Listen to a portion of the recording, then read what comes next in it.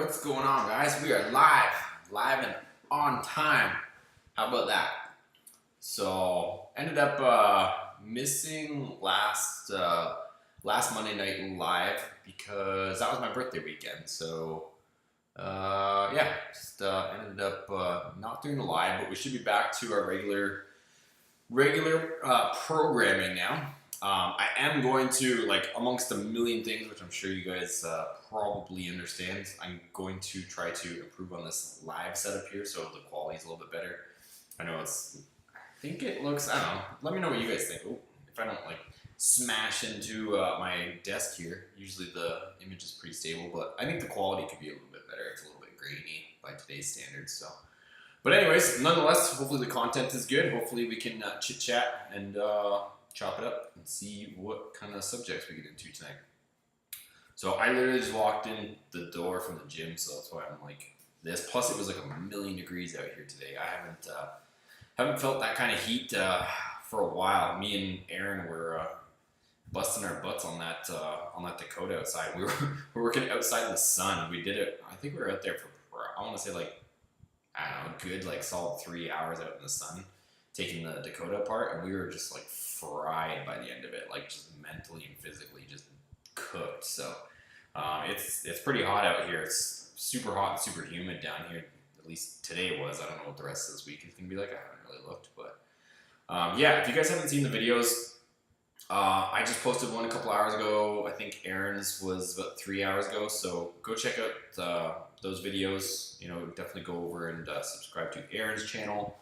If you guys do or don't know, Aaron is helping us out huge. So I don't think he's gonna mind me telling you guys the arrangement. I'm just paying for the supplies. So I'm just paying for the paint and, you know, whatever we need to get the job done, and he's helping me paint that. So definitely go over there and support Aaron, because he's a solid dude. And he's, like I said, he's helping us out. Otherwise, it probably wouldn't be getting painted right now, honestly, just with all the other stuff we got going on. But the fact that I'm only having to cover supplies and Aaron's willing to, you know, paint it and help me paint it. Obviously, wherever he needs a hand or help, or if he wants me to sand stuff or whatever, I'll be there. But I want to let him do his thing too if he wants to film some stuff and get specific coverage for you guys. So if you guys want to see like all the ins and outs, I'm just there lending a helping hand. He's the one that knows how to do all that paint and prep and all that stuff. So if you guys want to learn that stuff, I'll be vlogging a little bit. Like, I'll be explaining things from my point of view, but he's the one that, you know, has been doing it for way longer. Well, I've barely even done it. I've just been helping him. So yeah, if you guys really want to know how to paint stuff, go over, subscribe to Aaron's channel. If you're not sure how to subscribe to Aaron's channel, I can probably actually post it here, but go check out the video I just posted tonight. I linked it in the description, in the comments. It's a top pinned comment, so you can see the process. And if you guys do or don't know, I'll get you guys up to speed. We're painting the Hellcat. Aaron figures it'll take like at most 2 weeks. And then once the Dakota's done, then he's gonna tackle the SST. He told me he's taking off for a couple weeks at the beginning of July, like July 4th weekend. So probably about a month from now, the SST will get painted. So call it 2 weeks to get the Dakota painted, and then he's taking off for a couple weeks, and then once he comes back in the middle of, I guess it'll be the middle of July, the SST will get painted. So I'm super excited for the SST to get painted, because there's actually, I don't know his handle offhand, but he messaged me on Instagram. He's got a white SST with blue stripes, and he's got his all fixed up like the same way I would, you know, do up mine, like super clean builds, you know, 4th gen 20-inch wheels on it. Like, it looks really, really good. It got me really excited to get mine done as well. Let's get to some of your comments. Matt Stang up here with the emojis. There's some Spanish. I do not speak Spanish, so I do not know what you are saying. Rude MOPAR dude says, let's go. What's up? What is up, Rude MOPAR? Thank you for the support. I definitely see your comments. You've been watching a ton of videos and commenting on, so I appreciate that. Fast F and Hemi, nice name. What's up, my guy? What's up, man? Eric says, I can't wait to see the Hellcat painted and looking fresh. Yeah, me too, man. It's long overdue. Like, ever since I've had that truck, I kind of wanted to respray it. So, yeah.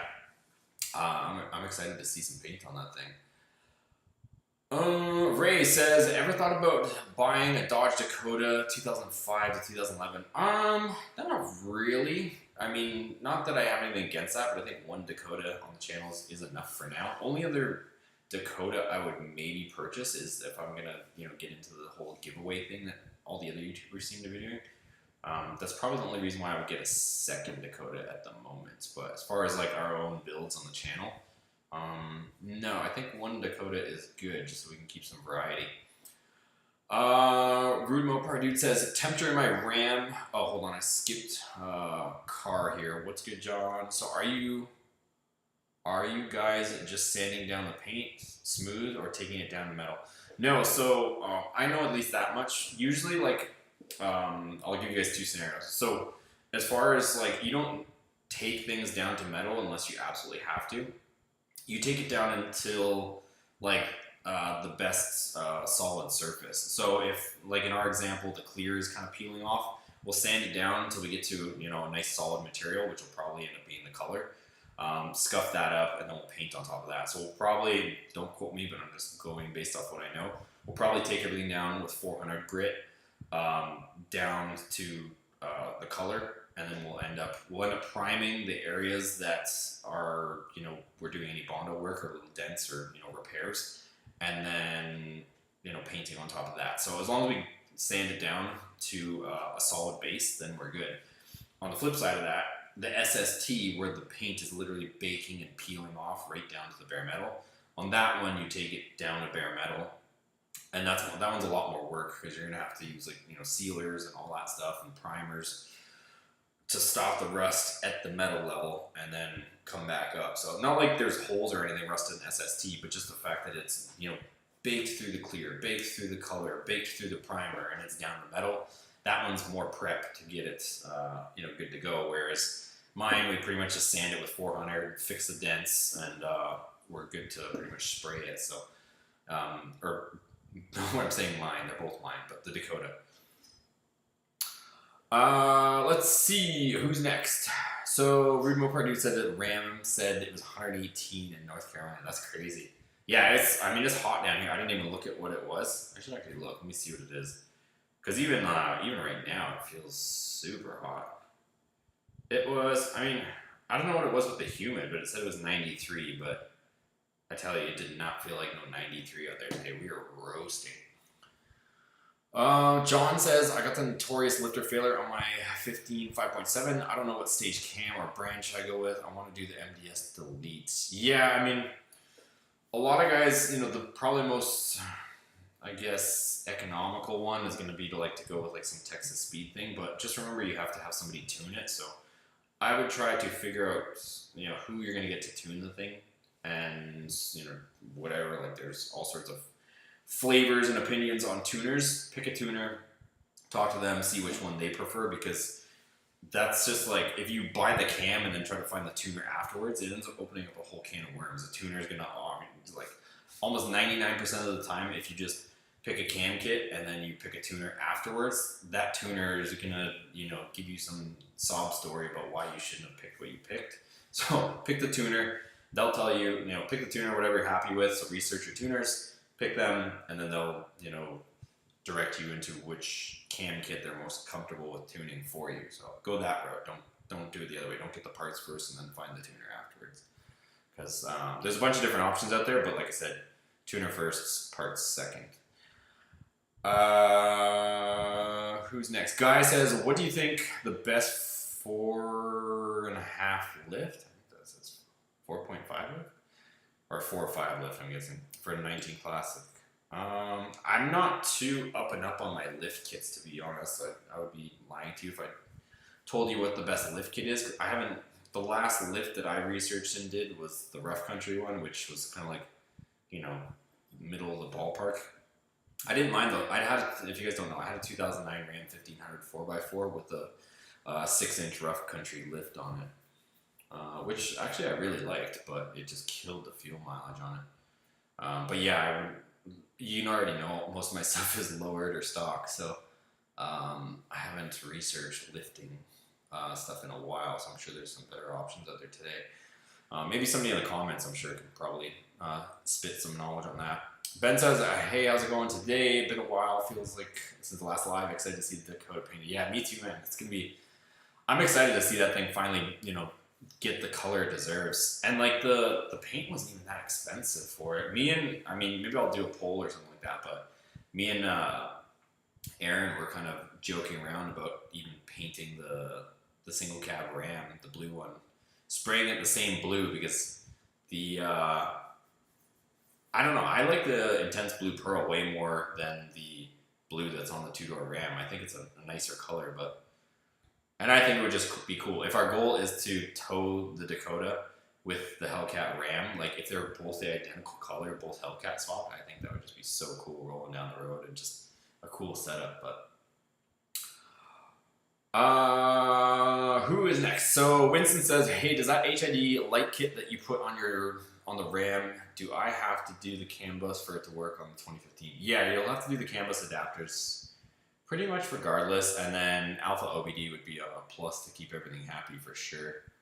Ray says McDonald's time. Hell yeah, brother. I know. I've been slacking on the McDonald's. I haven't had any road trips soon or anytime for a while, so I have not dipped in. Would you guys believe that the last time I had McDonald's was probably before, like when I was road tripping all around, homeless? I haven't had McDonald's that long. Think first said, that's why I can't live in Florida. I thought you liked the purgatory heat down in the... I don't mind it, but it is hot, right? So it just wears you out, but I don't mind it. I'm definitely not complaining by any means. I would take 110, 120 degree heat over snow and ice any day. I've done both and I'll take the heat. Car says, I saw the work you guys did on the Viper. It looks like nothing ever happened. Yeah, so you guys can get an idea of how the Dakota is going to turn out based on how good the Viper turned out. So it's going to turn out really good, so I'm excited. Matt says, I love the fall and winter myself. If I lived there, I would walk around year round with an ice water backpack on me. Hey man, it's like a free workout. You don't even have to go to the gym. Even though I just went to the gym even after sweating my ass off all day, but technically you can just work outside and get a free workout. It's like a sauna, but I'll take it. I don't mind it. It's just an extra workout for me. Darren says, would you ever take the time to do a hot rod power tour, Rocky Mountain Race Week, or similar? If so, which vehicle would you take? The ones that you have now? It'd be cool to see you doing. Yeah, like I'd like to for sure. I just this year kind of slipped past a little bit. Like obviously, and I keep seeing some of the comments. People are ragging on me for not finishing the Dakota. It's not that I haven't finished it. It's the fact that a lot of guys still have issues with the 8HP90. It's not just me. And I don't want to grenade into their transmission. 1, because it's expensive. 2, because it's dangerous.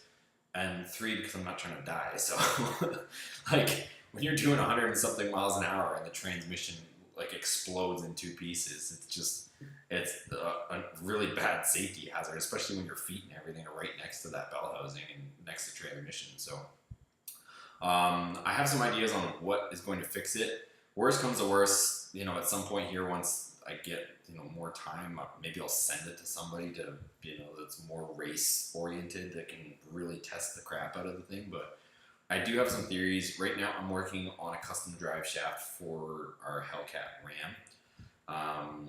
There's the drive shafts that are available for the Ram currently.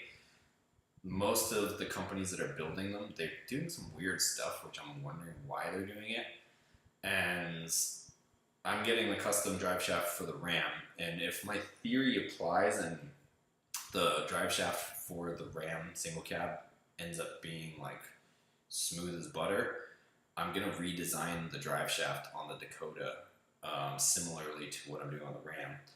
And if that one plays out, then I'm gonna upgrade the transmission in the Ram to the Hellcat transmission. So right now, as it sits, I'm going to be putting the Hellcat engine onto that Ram transmission, that 8-speed. I'm not going to be putting the Hellcat transmission in it because I don't want to open up the same can of worms that we are currently experiencing with the Dakota.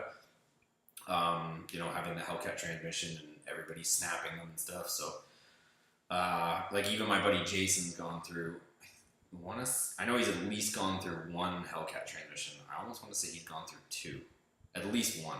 So I just don't want to be in that boat. So like I said, it's not just me breaking these 8 HP 90s in half. It's other people as well, and we're all trying to, I guess, share opinions, share notes, and try to come up with a solution. But that's what's going on in the background. It's not like I'm just like, not doing anything with it. I'm trying to, talk with, knowledgeable people as well. And we're trying to put our heads together to come up with a solution for it. So trust me, but it's fun. I gotta do more footage for you guys. I took the Dakota out on a weekend and just ragging on it. And it's super fun. I mean, you can accelerate. You don't have to hold back, and the thing is sticking like crazy. If I put the truck in second gear and from 5 mile an hour, you can literally flat foot the truck and just let it bang through the gears, and it hooks up all the way. So and it just glues you to the seat the whole time. It's super fun. So I got to get some of that footage for you guys. Now that I've been driving it a little bit more, it's working really good, and I'll have to somehow recreate that experience for you guys, just so you guys can see and hear and just experience what it's like to be in that thing, because it's wild right now. But yeah, I mean, the only problem is you can't do top speed stuff. So I can't do 110 miles an hour in it, or at least I don't feel comfortable in it just yet until I figure out some of this drive shaft stuff. The other thing that's happening with the drive shaft, the same company, the guy that's helping me with building this custom drive shaft, hopefully for the Ram, he also offered for me to send the Dakota drive shaft to him. He's going to put on a high-speed balancer. It's only one of 3 in the whole country that spin them this fast. I think it's 10,000 RPM or something crazy. So he's going to put my current drive shaft from the Dakota on his high-speed balancer, spin it up to 10K, and see if it's truly balanced. And if it's not, he's going to rebalance it for me. And if he can't rebalance it, then he's going to make me a whole new one. So like I said, there is stuff going on in the background amongst all these other things that I'm doing. So it's just a one-man show. I'm the filmer, the editor, the mechanic, and whatever else you want to call me. That's I'm doing everything right now. Let's get back to you guys in the comments. So yeah, as far as what vehicle I would take to Rocky Mountain, I don't know at this point. It would be cool to have the Hellcat. From a safety standpoint, just from being newer, the Hellcat swapped Ram, I'm hoping is something that I can do. The nice thing about the Hellcat Ram is it's newer, being 2014. The NHRA passed a rule that vehicles that are 2014 and newer, being what our single cab is, you can run up to 90 seconds in the corner with a factory safety system. Whereas a Dakota, pretty much as soon as we break into the 10s, they're going to want a cage and all that other stuff in there. And not that we're not going to do that at some point, but the Dakota is just so cramped. By the time we put a cage and everything in it, it's going to be tiny inside, I feel like. Whereas the Ram, we can go pretty fast with the factory safety system. So I could, we could turn up the boost, go crazy on the Ram, and bring that to the track. And I mean, that thing will be pretty fast too. It's not that much heavier than the Dakota. Dakota's I haven't reweighed it, but the Dakota's 3,900 pounds, or should be in and around there. That Ram is about 4,500 pounds unprepped. So, 500 pounds difference. It's sizable, but it's not that much heavier.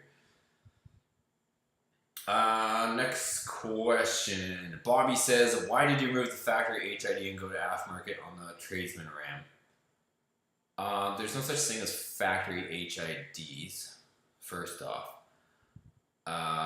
Second, the Tradesman Ram never had HIDs, or never even had factory HIDs.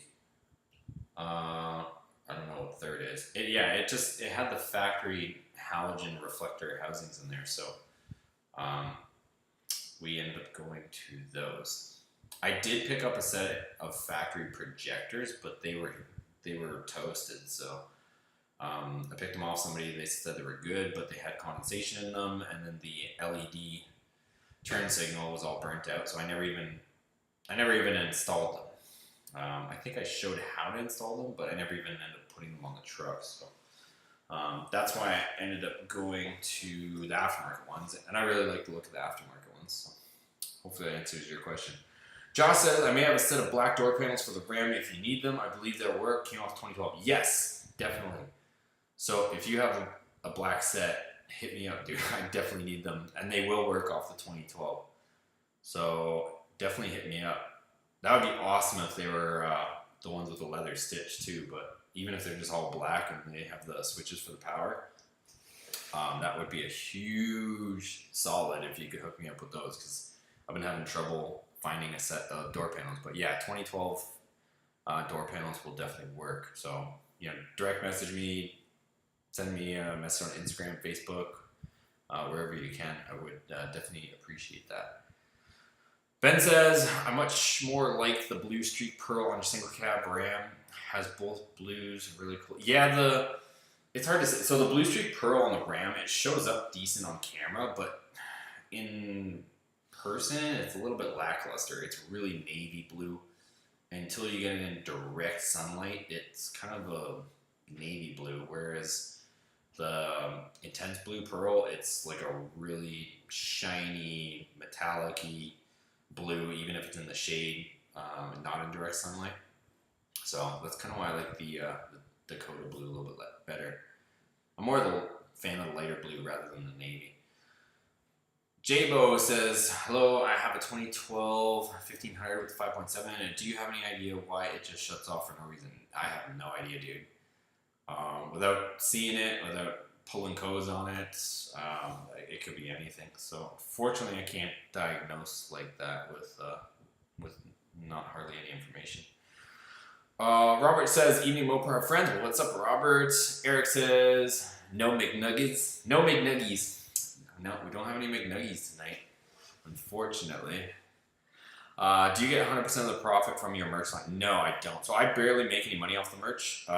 It's a third party, and I wanted to keep the price low just so that you guys, could support Boosted Motorsports without it costing you a lot. So like, I think I have the shirts at like $20. I might make like $1 off them or something. So yeah, I probably could, I guess restructure that whole thing and probably do the merch myself. But right now, it's being like a one-man show. Even just, I haven't designed a merch in the longest time, which I actually have to do, but I've just been swamped with all these projects, which is a good thing, but definitely have to get on that stuff just so that I, all these other YouTubers are surviving with merch and giveaways and all that stuff, so I gotta get on that train as well. It's just been a lot for one person. Eric says, I can't do McDonald's either, bro. Yeah, the thing is, I've always said it too, not like this is the McDonald's live chat, but when I'm out on the road, I'm out in the middle of nowhere. McDonald's is like the safe bet because so many people go to it. It's like if you're out in the boonies, I usually go there when I'm on the road, going to some of these events and stuff, just because I know that it's probably not the healthiest thing, but probably the safest thing to eat when you're literally in the middle of nowhere. But yeah, ever since I've been settled into my new spot here, I've just been eating home cooked stuff, which is the healthier route. Car says, is a 6-speed transmission any good for swaps? It's okay, but I mean 8-speed is definitely more desirable for sure.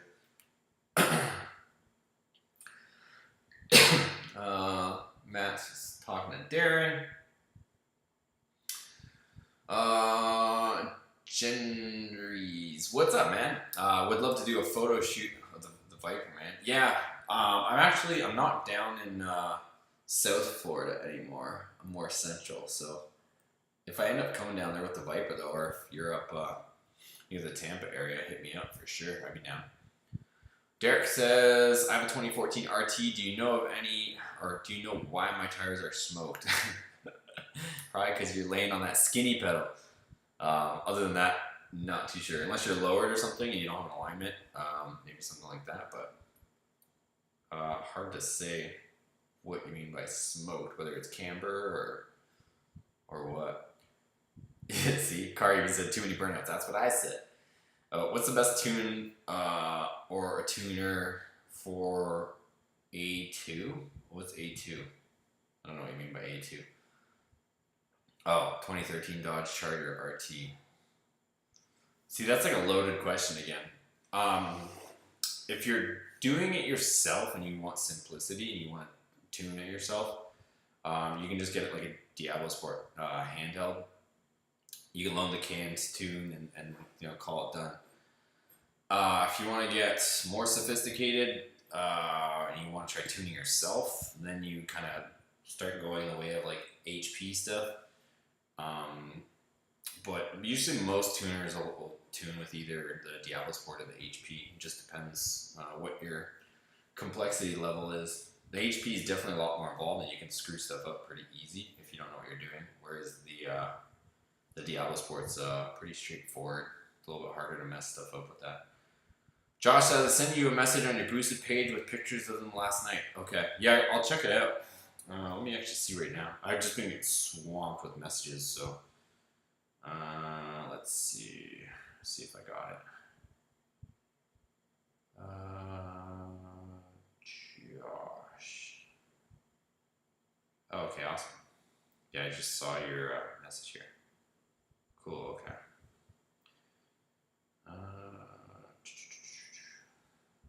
Yeah, Josh, just like I didn't like send that message. It's just like a automatic generated message, just because so many people are hitting me up.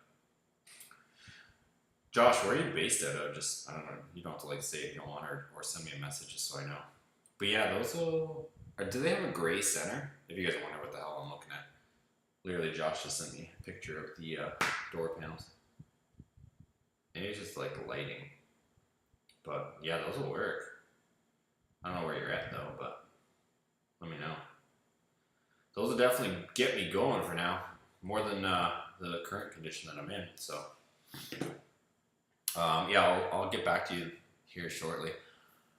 Darren says, John, have you had your Viper out for some cruising since you finished the paperwork? Yeah, I went out for a little cruise. I'll take you guys for a little point of view drive at some point too.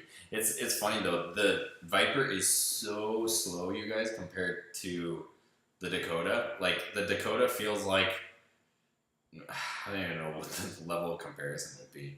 Like literally, like if you're driving the Viper, if you guys have ever driven like a early 2000s like Honda Civic with the AC on where it just like doesn't go anywhere and you floor it, it feels like that compared to, I don't know, driving something that's got like a V8 in it. It's like a huge difference in performance.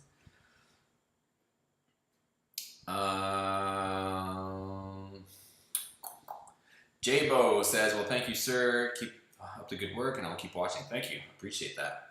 Aaron says, favorite import? That's hard. Import? I guess foreign doesn't count as an import, does it? Kind of. When I say foreign, I mean like the Italian brands. If we're talking like different brands outside of American brands, I would probably say Ferrari is my next goal. That might sound a little bit big-headed or whatever, but I think like if prices and stuff weren't so stupid, I would really have liked to, before everything kind of skyrocketed, I really wanted to get like a salvage title Ferrari 458, and I wanted to wide body it and just make it insane. That was my goal before the prices went crazy, but probably still is a goal. But yes, if you're talking like if I can put some Italian brands into that category, then yeah. Other than that, that's a hard one. Performance-wise, I would probably, if my other buddy Aaron's watching, he's probably gonna laugh at me. I would probably say like a Skyline or something like that, or maybe Toyota Supra, but not the new Supra, the old Supra. New Supra is just kind of an overhyped BRZ in my opinion. I'm just playing the Ask Boosted random car questions, but if you have tires for RT wheels, I need to buy some. No, I don't, unfortunately. Car says, yo bro, you gonna delete and tune the Ecodiesel and gain like 90 horse? No. So, yeah, as far as that goes, I do like the fact that I can, so the Eco is my daily, and I like the fact that I can drive it without smelling like I've been driving a John Deere tractor all day. Like, once you delete stuff, it just starts stinking, like, and this is gonna sound like the most, like, liberal thing in the world to say, but I mean, it's just nice the fact that I have the fuel economy and the comfort in that truck. And by the way, I'm getting stupid fuel mileage on that thing. Like I'm getting almost 700 miles to a tank, and it's like a 26-gallon tank. So those of you guys in Canada, I know there's a few guys. I know Darren's in here, but I'm getting like over 1,000 kilometers to a tank right now, like closer to 11 or 1,200 on a single tank. So it's doing awesome. But yeah, I wouldn't delete it just because I like the fact that it doesn't smell and stuff like that. It may or may not have a broken computer that had to get fixed. If I can make that any less obvious. So it does have, maybe more power, but that's not something that I publicize, you guys. I joke around with you guys on the live stream here, but I don't like make blatant videos because there's a lot of stuff that's targeted on that stuff. So if you guys can catch my drift there, I know we do a lot of other crazy stuff, but you guys are probably, if you guys follow like PFI Speed and stuff, like they are cracking down on specifically diesel stuff. So I don't post anything on that stuff. And yeah, but even still, even with all that being said, I still prefer it not to be deleted just because it's just nicer. So with the stuff that it does have, with it not deleted, you get the fuel economy, you get the power, but you don't get the stink. So yeah, I prefer to run it the way it is right now, like I said, with the broken computer, with more power, less regens, runs cleaner, all that stuff. So yeah, no complaints on my end with that thing, but yeah, it's the computer might have broken at some point. That had to be fixed, had to be replaced. What was I gonna do? What else was I gonna do? But yeah, hopefully you guys get what I'm saying. I think you do. I think I made it obvious enough. But yeah, so I don't post on that stuff. I'll post on everything else, but just with all the stuff going on with the diesel stuff, I don't even go that route because it's just playing with fire as far as the government stuff is concerned. They're just cracking down on all those YouTubers that are posting that stuff. Is the RT all-wheel drive? No. When are you gonna add the new Hellcat Challenger to the arsenal? I would love to. Right now I'm just trying to finish up what we got going on right now. I do have to just, whatever, I always shoot it to you guys straight. I do have to figure out how to make this whole thing generate more income. It's not just me. There's some other big YouTubers that, not specifically in the car industry, but other YouTubers that run like finance channels and stuff that I watch because I'm interested in that stuff. And they're saying that their ad revenue is down like crazy, like they were showing their stats. And they're making stupid money, mind you. They're making like, the guy was showing how he was normally making, he's got like almost 2 million followers or something.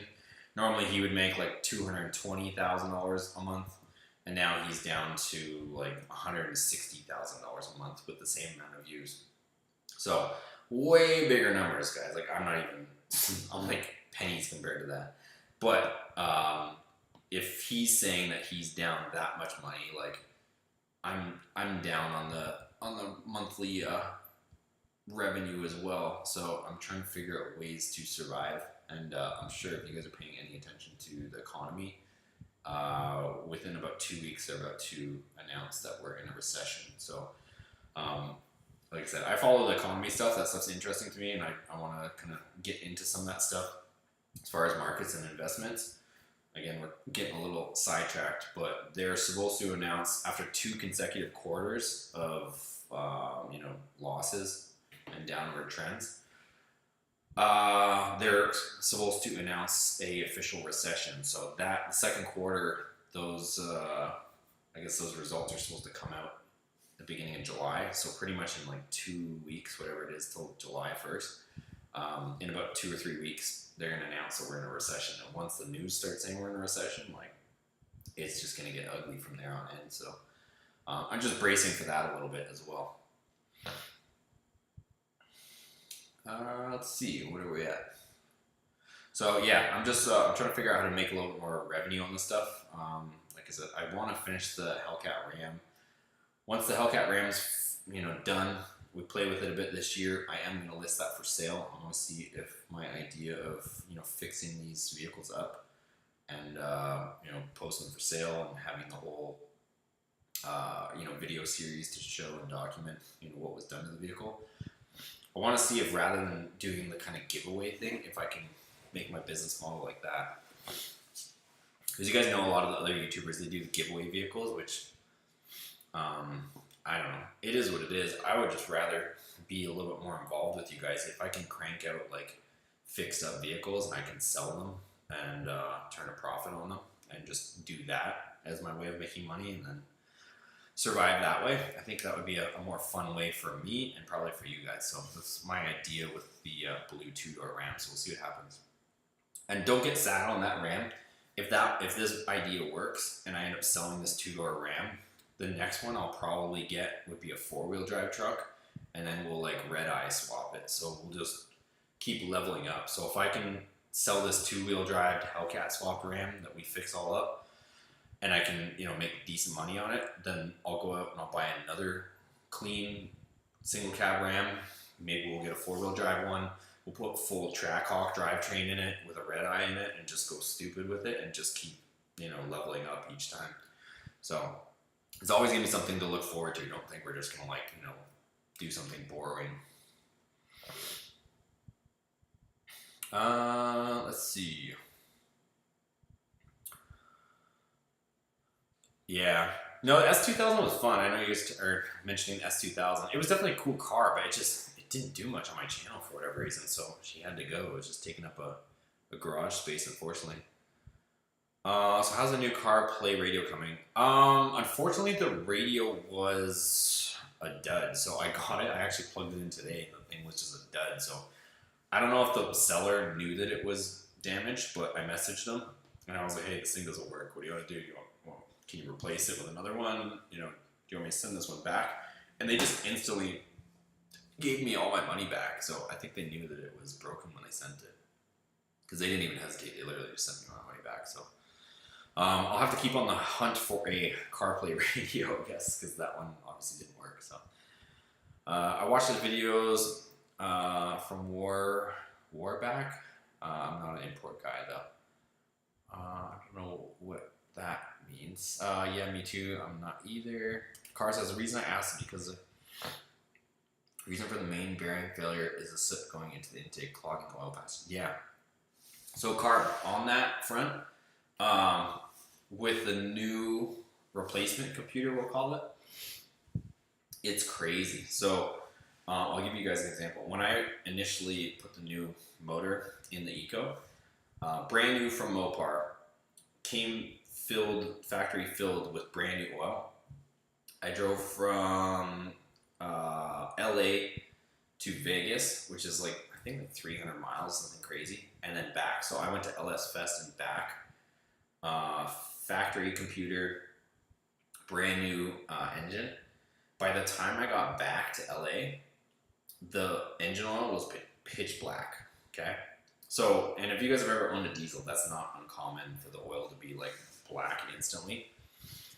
Got back, I figured I'll dump the whatever factory fill oil they had, and I'm going to put Rotella in it, so this is better oil. I have no idea what oil was in it. Dumped the oil, so we'll call that like 500-600 miles on the engine.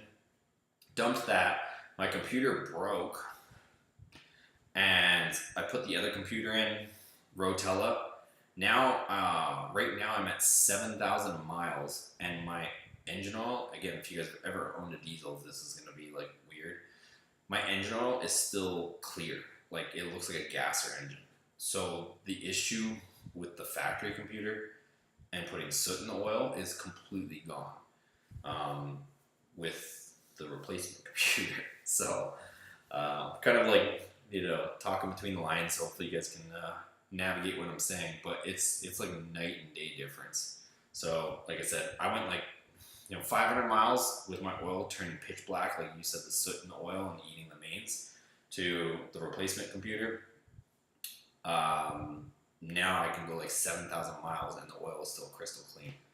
So, and I've even bragged to people and showed it. If you have an Ecodiesel like car, I don't know if you have one, but if you send me like a private message, I can explain more. I just, like I said, I don't really talk much about that stuff just because of the crackdowns on all that stuff. So I just, like I said, I'll show you guys all on the Eco. I'll show you guys all the cosmetic stuff and all the other stuff I do. But as far as the other stuff, yeah. And I have like, what the hell do I have like 40,000 miles on that thing now, and literally the engine oil is like perfectly clean every oil change. It's like I almost feel like I'm wasting the oil every time I change it. It's just, it literally looks like the same way it went in after like 7,000 miles. It's crazy.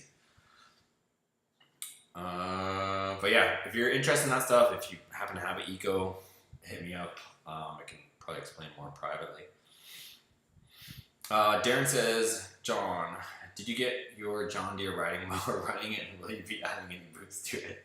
Yeah, so I think like there wasn't really much wrong with it. I just, as you saw, I plastic welded the hood on it and got it back together.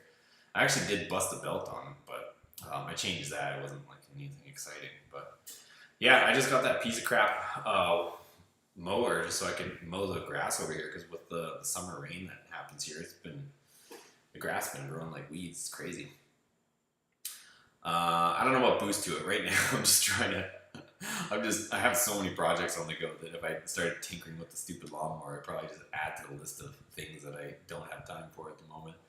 I was watching a lot of Graham Stephan on YouTube, trying to figure out how to live on a boat.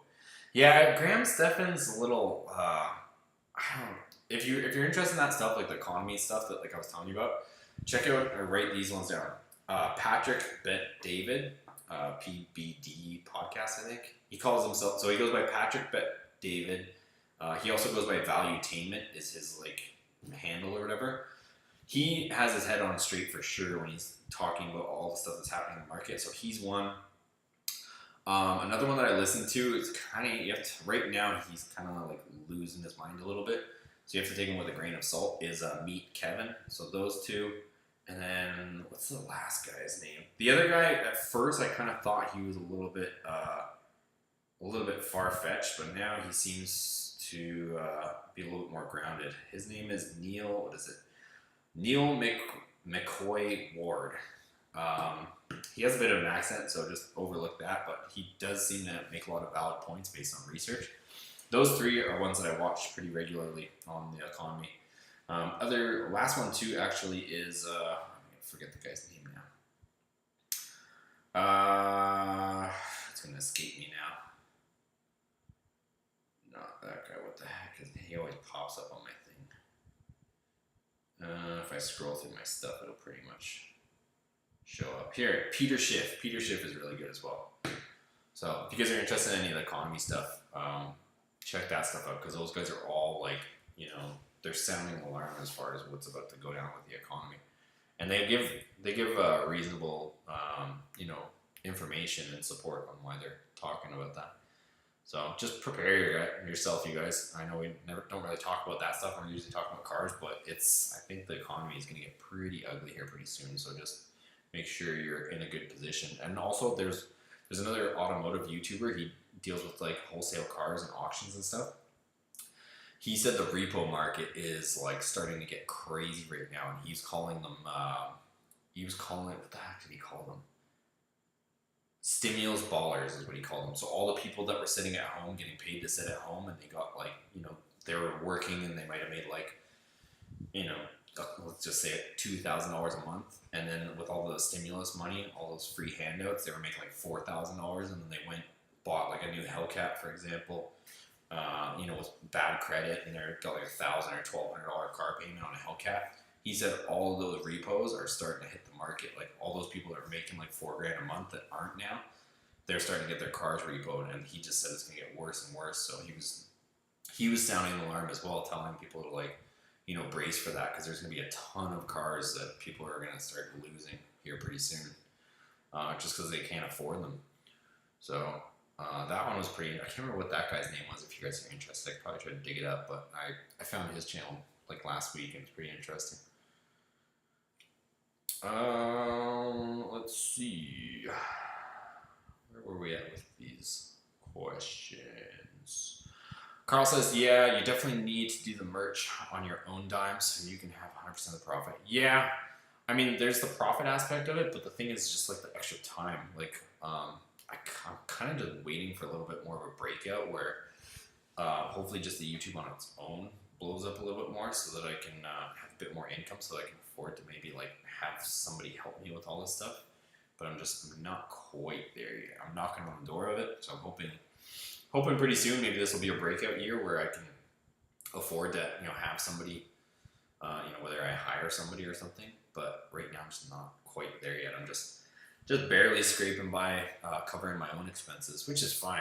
I'm cool with it as part of having your own little business, but I'm just not quite there yet.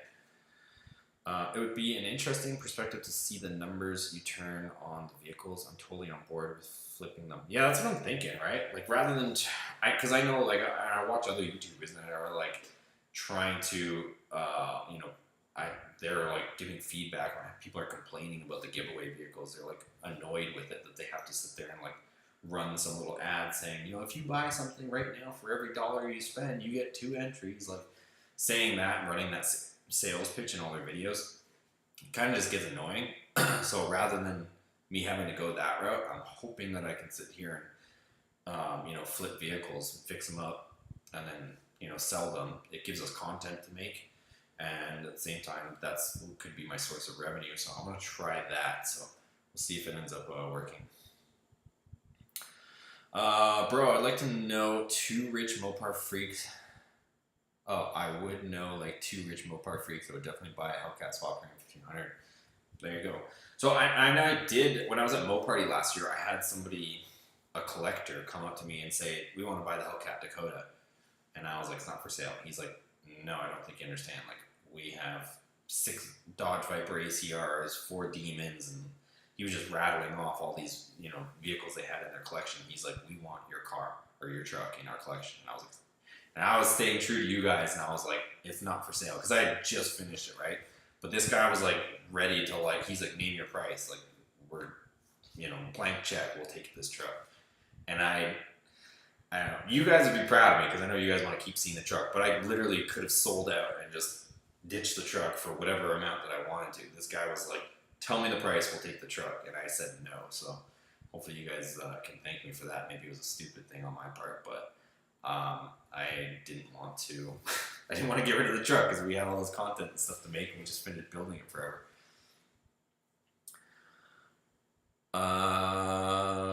Let's see.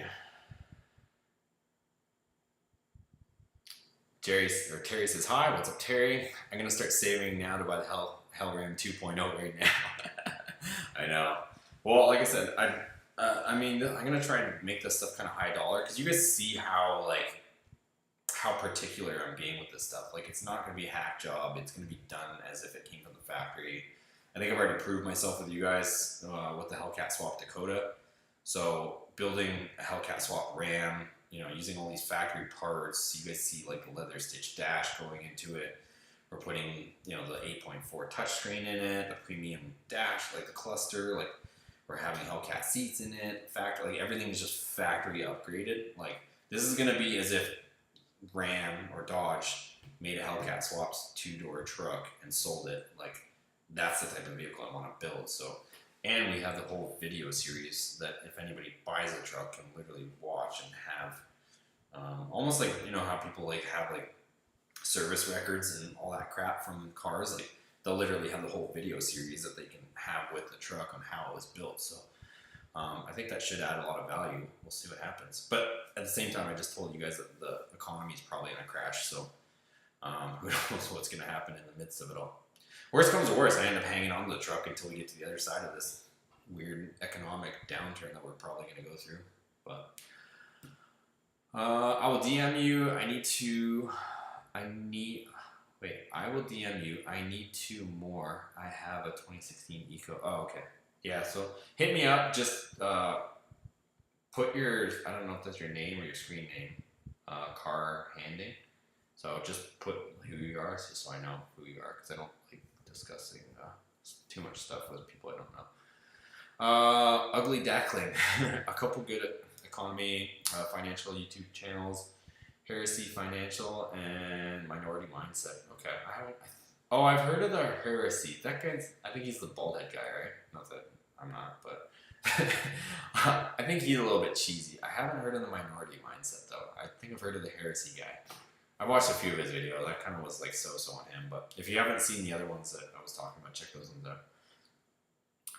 out. Jonathan says link up WO. Which one do you mean? Daniel said, make it to the live. What's up, John? What's up, Daniel? We're just talking a bunch of random stuff, talking cars, talking trucks, talking economy, oddly enough, but it's interesting stuff. And it's good to know, right? It's not good to have your hands or your head stuck in the sand, especially if you're, thinking about buying a car or a truck and all that stuff. Like, it's good to kind of look at your surroundings and know what's going on in the economy before you make an investment. Steven says, let's see cars in action at some races, maybe even the global time attack. Yeah, as far as the time attack stuff, like if you guys have been with the channel for a while, like I used to, bring the S2000 to time attack stuff and autocross, road course stuff, but it never really seemed to do that well on the channel. I don't really have anything that would be good for road course stuff other than the Viper, but with the way the values have gone with the Viper and the lack of parts, like parts for my Gen 2 Viper are becoming more and more scarce, plus parts are becoming more and more expensive, so that's not really something I used to bring into the track, but with the way things are going right now, it would be like stupid expensive or devastating if anything happened to that thing on the track. It's kind of unfortunate. They used to be cheap, right? Like Dodge Vipers used to be really cheap, and parts were cheap, and they were more readily available. But now it's like all these Gen 2 Viper parts are stupid expensive. Let's see. But yeah, as far as like racing, I'll end up once I finish the Hell Ram, I'm definitely going to be bringing that to the track. The 5.7 stuff will be going into the white single cab, so that'll be at the track. And then, like I said, once I fix these issues with the Hellcat transmission and the Dakota, that'll be going to the track too. So there'll be definitely some racing content coming for sure. So trust me, I like the track. I grew up racing, so it's not like I don't want to do that. It's just the way things have been. Unfortunately, lately, I haven't been able to bring these things to the track. Link up with Bunker Branding. They would love to add another car guy to their merch. Is Bunker Branding, what's that guy's name? Matt? Is that Matt guy? Matt, Demolition Matt? I feel like that might be it, but I'm not familiar with it. Mike McCabe with the dab, what up? Would you consider bringing the Hell Ram to something like Mecum and filming the journey and the excitement drama of the event? I could see. I definitely wouldn't rule it out. The only thing with that is that they take a huge cut, so I'd probably try to sell on my own first, and then if I didn't have any success selling on my own, maybe I'd bring it to something like Mecum, but I wouldn't rule it out, that's for sure. Darren says, John, I've noticed up north here a lot more full-size Ram trucks next to new, very few miles, and guys are trying to sell them already since the gas prices went way up.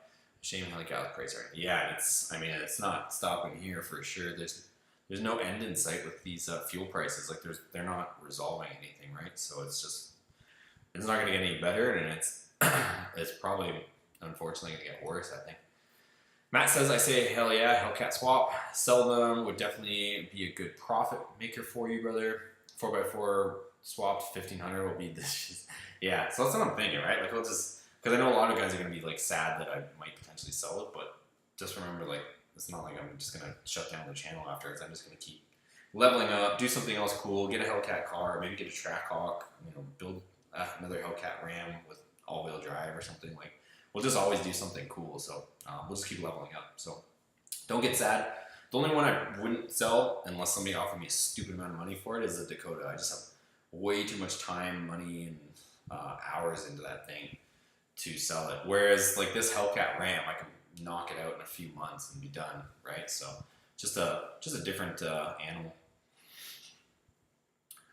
I own, what does it say? Oh, hold on, I'm skipping a bunch of comments here. Daniel says, high dollar as you should. These are not offered. It's a one-off. Yeah. So, I mean, I agree with you, Daniel. A lot of people, like, I said before, like, if I'm going to sell the two-door Hellcat swap Ram, like, I'm going to be asking TRX money. Like, it is what it is. And, like, some guys are like, oh, you can't do that. Like, it's not worth that. Like, okay, well, show me another Hellcat swap Ram for sale. Oh, you can't? Okay, well, then I'm going to ask whatever I want for it. Like, and if it doesn't sell, you guys already know, I don't care, I'll just keep it. But that truck is, that 2014, it's clean title. It's only got 49,000 miles on it. It's gonna, it's getting completely rebuilt anyways. Like, it's a nice platform and a nice truck to, invest in with all this other stuff. So, yeah, it's a perfect candidate for it. So we'll test out our luck with it and see how she goes. I think first I said, let's go, Brandon. I was laughing. I went down to, when I went to go pick up those door handles or door panels, the Challenger ones the other day. I was in Port Charlotte, and they actually had like I was laughing, like they had a huge billboard that said, let's go, Brandon on it. And it said Dumb and Dumber, and it had who on it. But I was laughing, like straight up full billboard in Florida had it, and I wish I should have taken a picture of it because it was hilarious. Like I didn't know you were allowed to like have stuff like that on billboards, but here we are.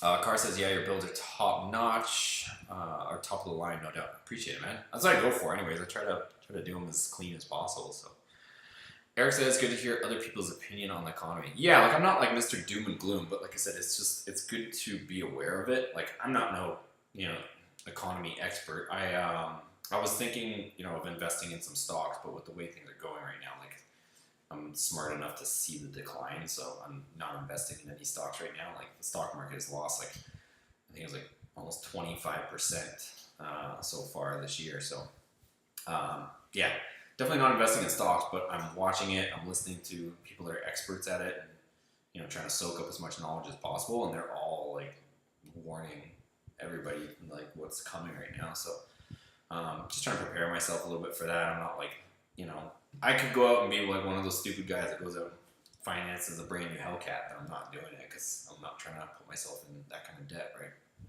So I'm just chilling. I'm being humble, living like a modest life with what we got. And a lot of the vehicles I have, like you guys gotta remember, like the Dakota back in the day when I got it, like all these vehicles, it might look like I'm balling out of control, but like the Dakota I bought for like $2,000 back in the day. The SST you guys saw I picked up for like $2,000. A lot of these vehicles I'm getting, for good deals.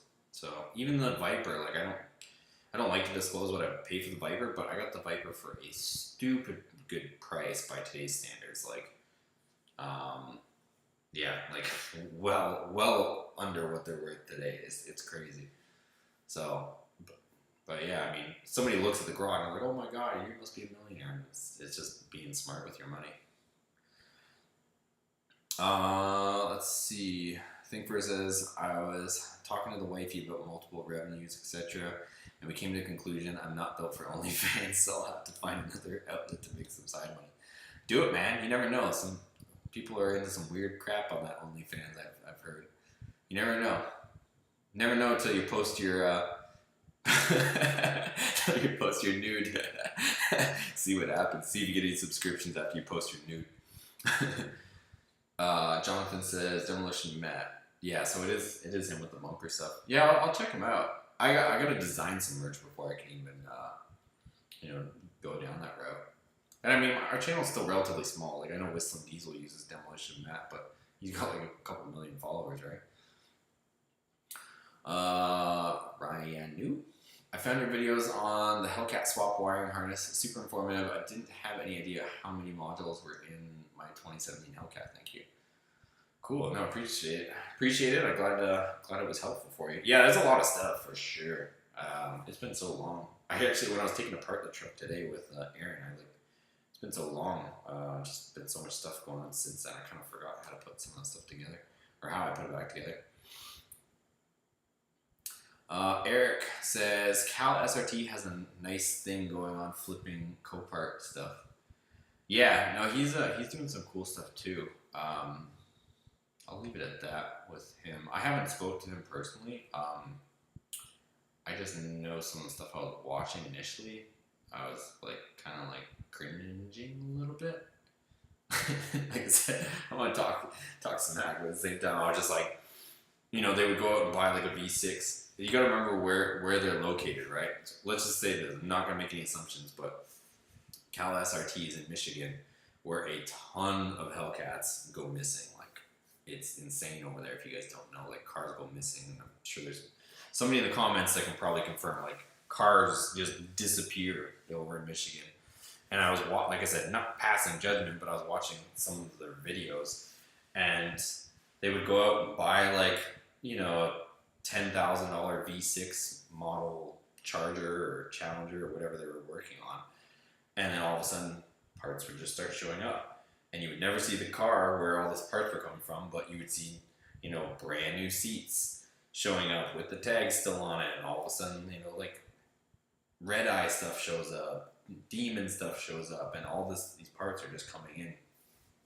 It definitely makes you wonder. And just so you guys know, like, and you guys saw when I built my Dakota, when a vehicle gets in a wreck, so if it came from a smashed car, which most of the stuff typically should, like people aren't just parting out perfectly good Hellcats, unless, you know, the obvious, right?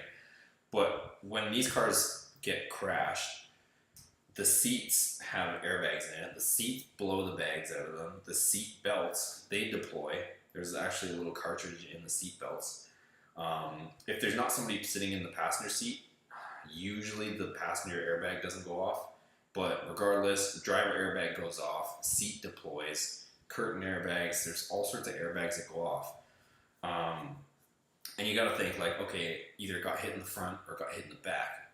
But when you see videos being published and you have brand new radiators coming in, brand new condensers, front bumpers, the rebars, full exhaust system, rear bumpers, tail lights, all this stuff, wheels, brakes, interior with the tags on it, like, is it just me, or does it make you guys not wonder too, like, where is all this stuff coming from? And like I said, the seats are showing up with tags still on them, and the airbags aren't deployed, so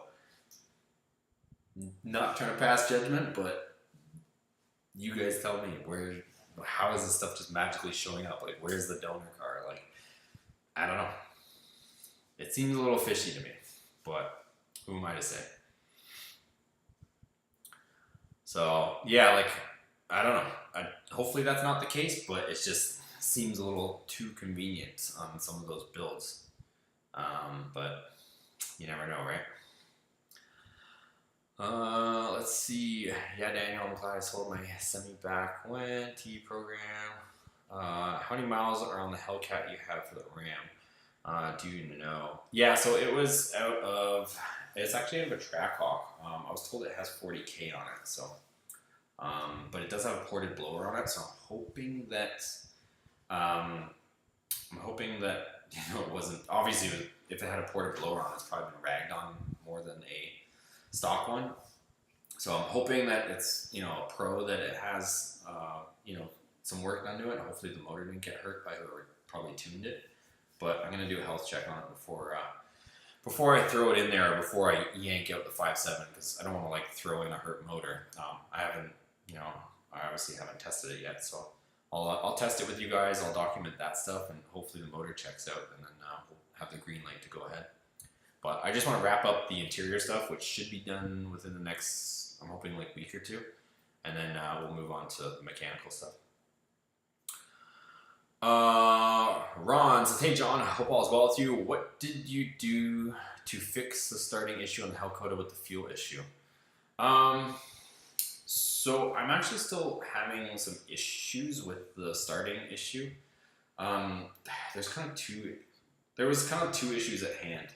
So originally I had the battery from the Hellcat car, from the wrecked Charger. It was completely dead when I got it. I put it on charger and it took a charge, and it seemed to come back to life. And the car would fast crank, no problem. But then I had fast crank, no fire, or no start conditions. I thought maybe it seemed weird. Like I got lucky a few times when we put a booster pack on it and it seemed to start even though it was cranking fast when we put a jumper on it for some reason. I don't know if it was just coincidence. But what it was I'm getting tired, so you'll have to bear with me here, but I'm trying to remember what it was called exactly. It was essentially overpressurizing the fuel system. So what we did was we put a bleed on it. So you have to have a pressure relief valve or make one of your own. So if you guys do or don't know, the Hellcat fuel system is really different than other vehicles. It doesn't have a fuel pressure regulator. What it does is it actually takes the pump and it has a module that pulses that fuel pump really fast, and that's how it adjusts fuel pressure. So if you guys don't know, like the Hellcat actually has like one of the most sophisticated fueling systems on it that like from a production car. It comes with factory wideband O2 sensors, and it constantly, so compared to like a narrow band like a most car would have, it has a factory wideband O2 sensors, and it has a fuel pump that it can raise the fuel pressure. So if it sees that the car is running lean, it'll actually demand more fuel from the fuel pump, and it'll send more voltage and more pulse width to the fuel pump, and it'll actually keep the pump running more, produce more fuel pressure so that it starts to see the right air-fuel ratio that it wants to see. So it's pretty cool that it does that. I don't know what other cars share that technology, but I know it's like very few, if any, share that kind of technology. So what happens is you don't have a fuel pressure regulator. When you would turn off the engine, the fuel would boil inside the fuel rails because the engine was hot, and it would over pressurize the fuel rails, and the fuel injectors couldn't fire. So that's what was happening. It took me a while to figure out, but like my fuel pressure, I put a fuel pressure gauge on the fuel line, and I was seeing like 110 psi on my fuel rails when the truck wouldn't start. So figured that out, and then we put a bleed on it so that it can bleed back to the tank, inside the tank, and keep my fuel. You don't want it to go over 90 psi. So figured that out, but now I have another battery issue. So now I put in 2 interstate batteries. I put in a regular acid battery. It worked for a little bit, and then was giving me slow crank situation. And then I went with an AGM battery, like the gel battery, interstate. And now that one's pretty much toast. So I'm gonna go back to a MOPAR battery, and I'm hoping that gives me my fast crank back, because right now it's sketchy. Like it sometimes barely starts, and the battery, how like there's battery light on your dash, it's showing right now, so I gotta fix that. So hopefully I answered your question. Car says I live in Port Charlotte. Oh, it's not that far. Sweet. Dude, I'm coming to get those door panels. I need those things so bad. I'll message you once I hop off this live. Ryanu says, I'm sadly finding more bad things about Uconnect in regards to our cars being stolen. I'm wondering, after going through the entire harness, you think it's possible to remove Uconnect Serious? I don't think it's necessarily that. There's just other precautions you can take. So I actually saw, I can't remember who did it. It was a shop that can install, like, they had some sort of crazy, like a kill switch, but it wasn't like a normal one. They used like the steering wheel buttons, and you could like push like a sequence of steering wheel buttons, and it would like flicker the tacks or something like that, and it would like activate or deactivate the anti-theft system. So it was like an aftermarket thing you could put in. I thought that was pretty cool. Other than that, vehicle tracking stuff is definitely a plus. So if anybody wants to try messing around, like having tracking stuff on your vehicle, it's pretty cheap too. There's all sorts of different versions of tracking devices you can get. Like even if you just get like, if you have like an Apple device and use those AirTags, like just protect your investments for sure. And I mean, just don't be silly with stuff, right? Like don't go to the movie theaters with like your Hellcat or something like that, because that's like the number one place, because they know you're gonna go in there for an hour and a half or 2 hours. So just be smart with what you got going on, and just be aware of your situations. Are you planning to do any road course racing again? I missed the videos of your oldest 2000. Yeah, so I think I was talking about that at some point in tonight's live.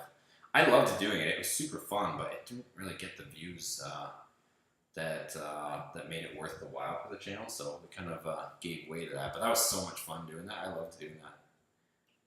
We'll see. I don't know. I don't have anything to road course with. Like I said, I wouldn't road course with the Viper these days with how expensive everything is and how hard it is to find parts for that thing. But maybe at some point I'll have another car that I could take to a road course and see how it goes on the channel. Will Maddox says, "What's up, John? What's up, Will?"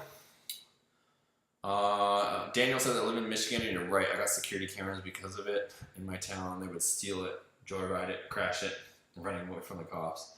Then there's the ones you never find. Yeah, there's a lot of weird stuff going on. Will Maddox said, "Michigan is the #1 state, especially Detroit is known for lots of missing MOPAR." John, do you give anything special to that new Viper engine? Or do you do anything special to the new Viper engine sitting in your shop as for sitting dry to keep it oiled down or anything until you get it installed? Just curious. I haven't done anything, honestly. I've just been so swamped with everything. I'm not too worried about it sitting, but you probably raise a good point that, you know, being down here where it's a little bit more humid is probably not a bad idea to put a little bit of storage oil in the cylinders and at least turn it over. So yeah, that's actually not a bad idea, Darren. Good point. I will probably do something with that when I get a spare moment. Trackhawk, Chargers, Hellcats, everything with the Hellcat and yeah, see.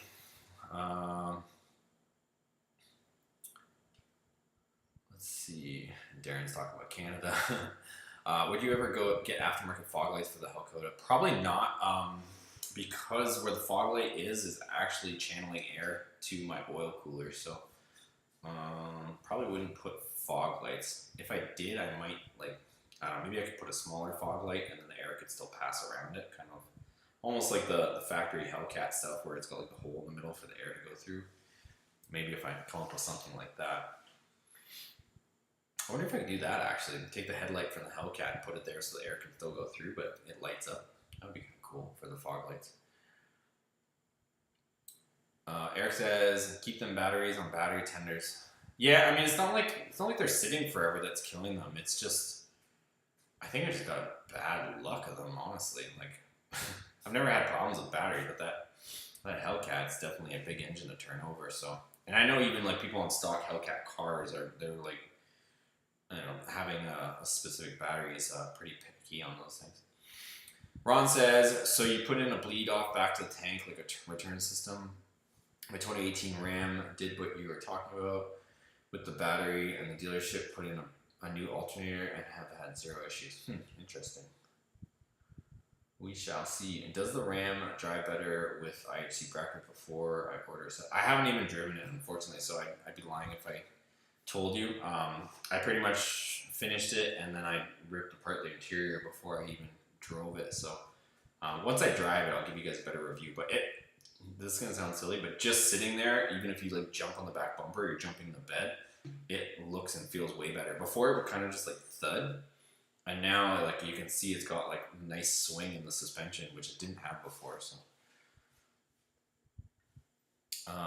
Will says you're gonna have to rebadge the Dakota. Yeah, I'm gonna put V6 SXT badges on it.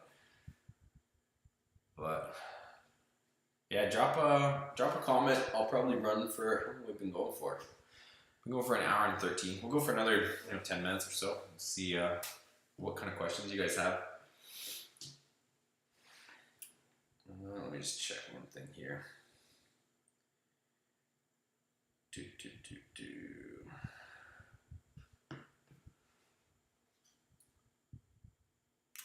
But it's gonna be worth it. That trip to, oh, that's what you're talking about, rebatching. Yeah, it's kind of, it'll be nice. I was actually talking to Aaron about putting silver badges on it instead of putting black vinyl on it. You guys can see behind, I guess on this side behind me here is the vinyl cutter, so I can print up whatever I want. I might do silver this time just for something a little bit different.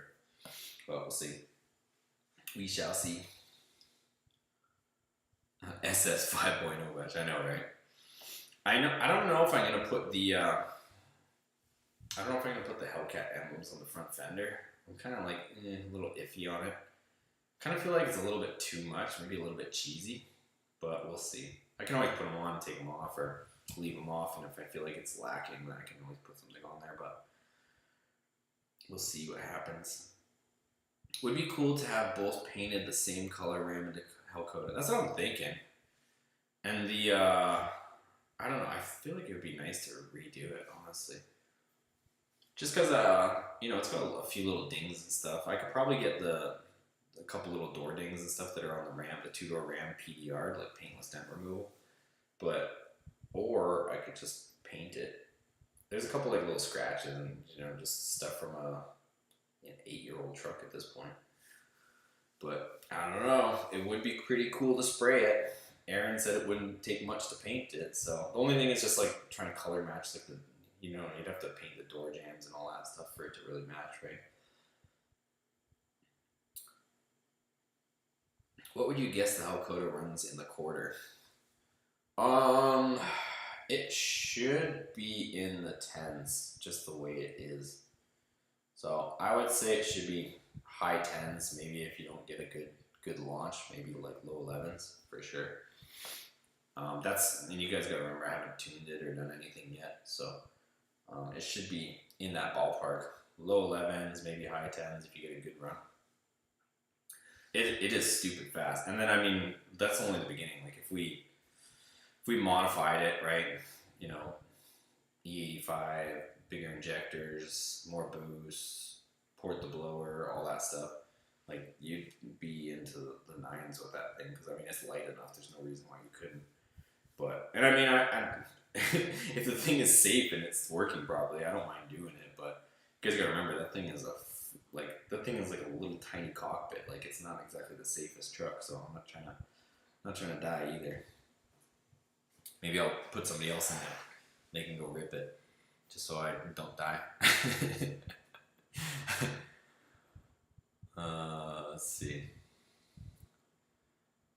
How many of the modules did you have to have for the Hellcoda versus the ones you deleted? I didn't really delete much. There's just the main ones. The things I didn't put were like the ones for the active suspension. You know,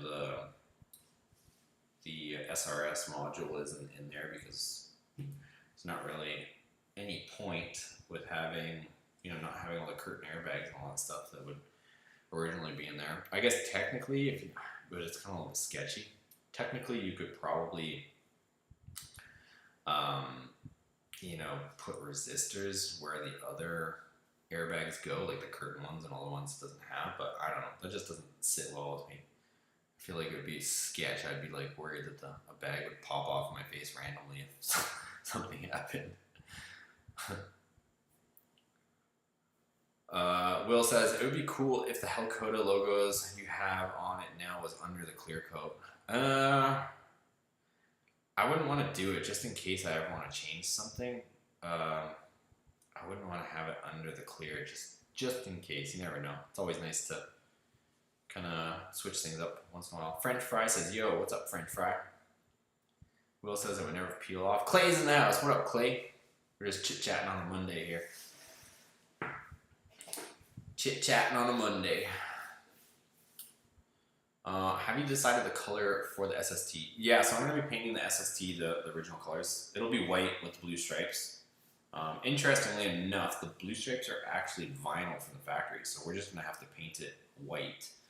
Another fun fact is the SST is actually the same color white as the 2005 Ram SRT10, the commemorative edition. So I got excited when I saw that. So that means that they're both going to be the same color white, and they're both going to have blue stripes. So I think once the SST is painted white, like a fresh white, and has blue stripes on it, having that next to the Viper, the SRT10 Ram truck, like that's going to look super cool, I feel like.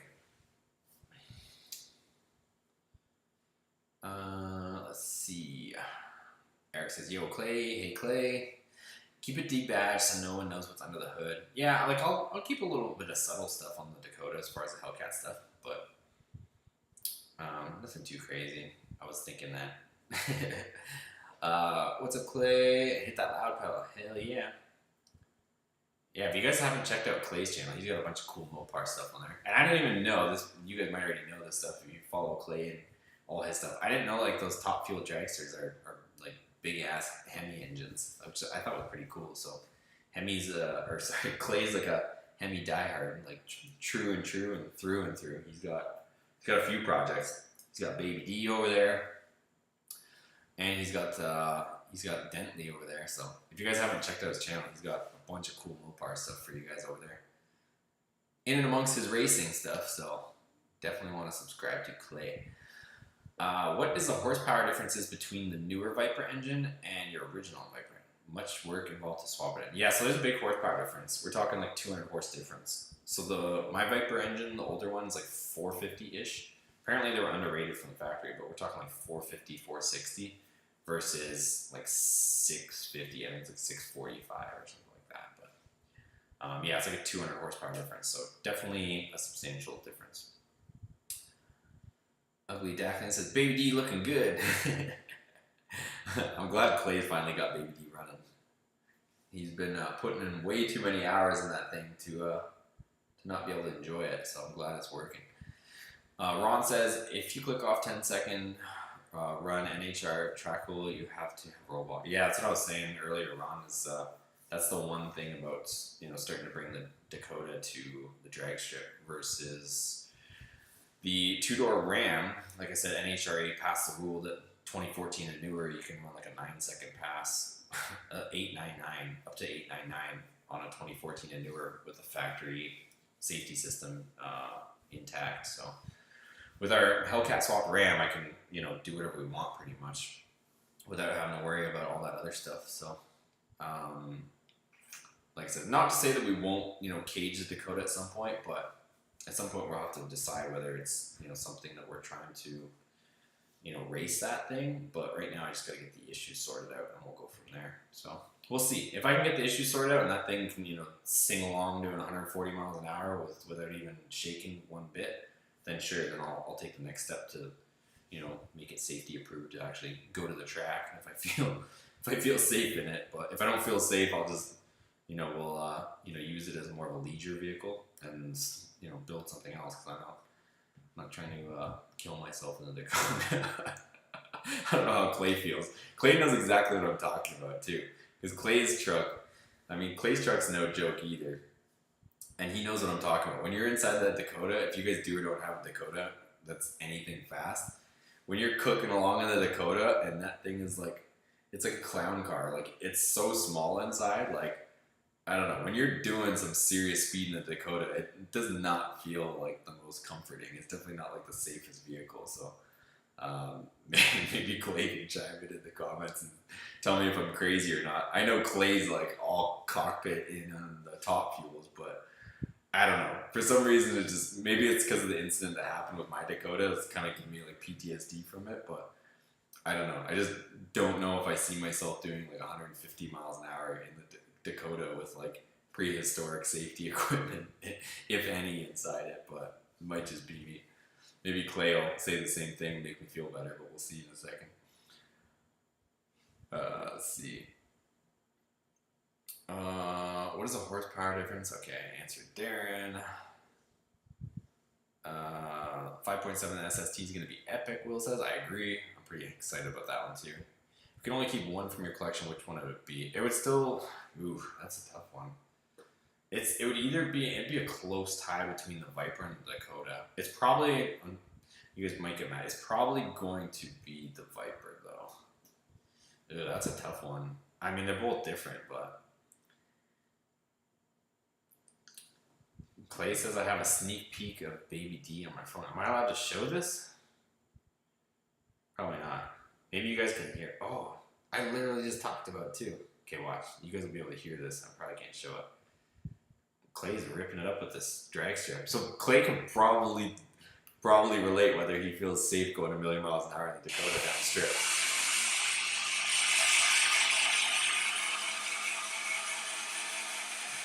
Damn. Clay is beating on that thing. I don't know if he made a pass or not, but he's at the drag strip bouncing off that limiter, which is pretty cool. Clay, tell me, am I crazy? Did you feel safe doing like 140, or I don't know if you've gone that fast, but like 140 or 150 in your Dakota? Maybe I'll let Clay. I'll let next time I see you, I'll let you rip my Dakota, and you tell me whether you feel safe in it or not. Because I know you can drive, so I know you're not gonna crash it. It's a handful. That's sketchy. You'll see what I mean. Let's see.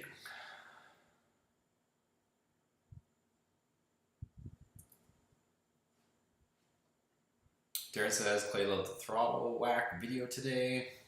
Will says, I love seeing old cars and trucks with modern technology. I agree. Inferno Rage. Have an 18 Ram. I want LED taillights. Heard 19 plus new body style lights fits our bedsides. Haven't been able to confirm. Have tried to see if they fit. Yeah, so it has to be from a 2500 or a 35. So 19 and up 2500 or 3500 truck, you can put the newer taillights on, but you're gonna need the complete custom harness. They're definitely not plug and play. Ron says, nice. Yeah, I hear ya. I'm not bringing mine to the track when I get it done. I'm just gonna be a street, tire fryer and car show shopper. Yeah, I mean, I have plenty of fun driving the Dakota and just ripping around town, and it's 0 to 60, 0 to 100. Like, the thing is a rocket ship, and I feel comfortable enough doing that. But I just don't know about doing 150 in it, but. Maybe Clay thinks I'm being a puss, but we'll see. Clay does 300 miles an hour in the quarter, so or I think in the eighth actually. So I don't think 150 miles an hour doesn't. Oh, show your phone. Okay, so I can show the video. So this is the video Clay showed me. Oh, I wonder if I can pull it up on the screen. That would be cool. Let me see. Let me see if I'm sophisticated enough to do this. Let's see. See if I can open it up on my computer, actually. That'd be cool. Open. I don't know how I'm going to do this. Let me see if I can manage this. Let's see if I can.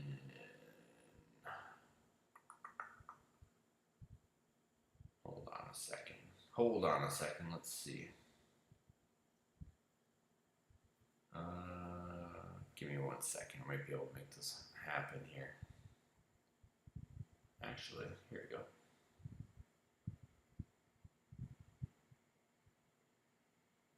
Let's see if this works. Ooh, it does work. Look.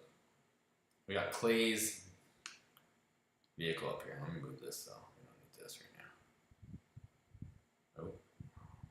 Hold on. Alright, you guys are gonna have to look at some weird recording stuff at the same time. But whatever. At least you can see Clay's video. Ready? I don't know if the sound will come through, but hopefully it does.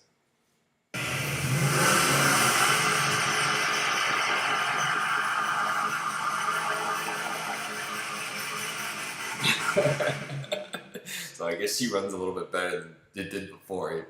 Clay is beating on this thing.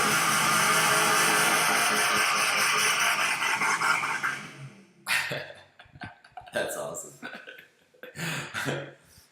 So, yeah, if you guys haven't seen that, so Clay's got a whole hemi swap Dakota project as well on his channel. So pop on over. I think you can probably click on Clay's name in the comments, I would think, and be able to head on over to his channel if you haven't already seen it. So definitely head on over there, because I know you guys are all MOPAR guys too.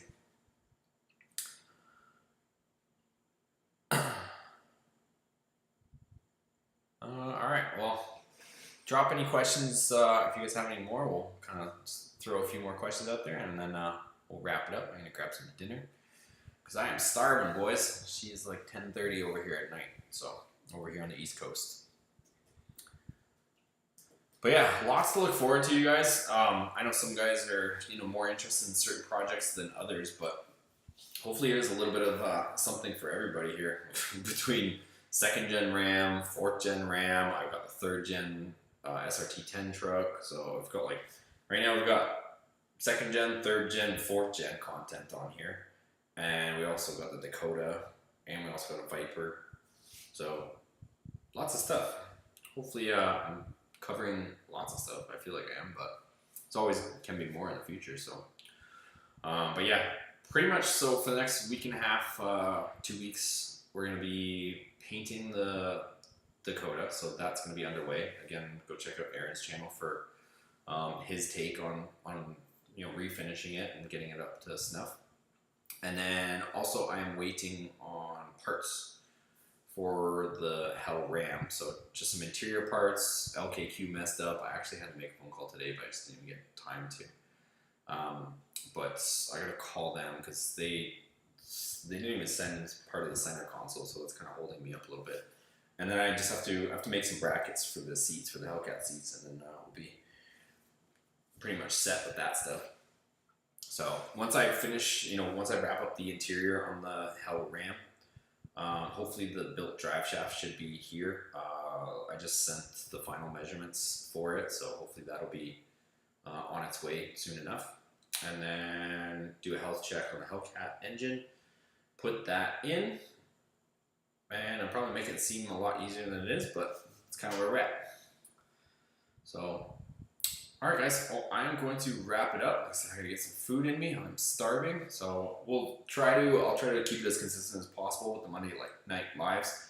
I actually will probably, post that we're gonna go live a little bit sooner, so maybe I'll post it on I don't know, at least a few days before, so that more people get the notifications that we are going to be going live on the Monday night, and try to keep it as consistent as I can with all the, I'm sure personal life will get in the way sometimes, but I'll try to keep it as consistent as possible. So thanks everybody for joining.